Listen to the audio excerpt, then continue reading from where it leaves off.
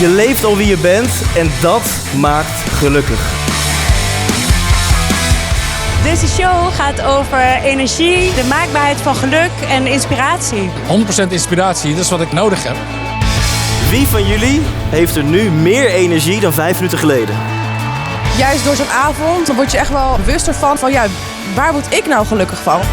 Hij maakte zich niet groter dan dat hij was. Is dit 100% Thijs? Maak ik nu pas kennis met deze badass? Gewoon die grapjes en die die humor. Dat was wel echt leuk, ja. Stel je wil een Nicki Minaj ass. Je kan een uur in de sportschool gaan lopen squatten. Of je kan een uur gaan mediteren op zelfacceptatie. Het resultaat is hetzelfde. Je bent tevreden met je reet.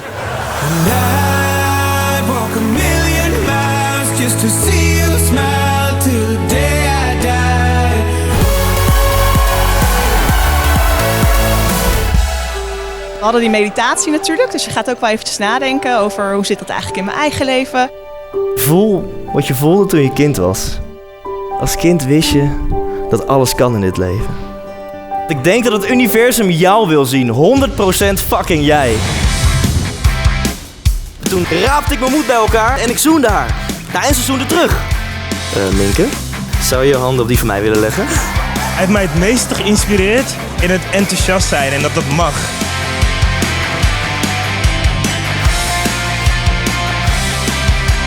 Ik voelde echt dat iedereen onderdeel was van zijn show. Dat vond ik echt heel tof. Ik zou deze show absoluut aanraden. Ze zouden dit op school moeten geven. Sowieso een hele zaal voor hem vullen, omdat ik gewoon vind dat iedereen dit moet meemaken. Iedereen moet gewoon komen. Dit is de 100% Inspiratieshow. Ben jij er de volgende keer bij? Mensen, hebben een leuke avond gehad!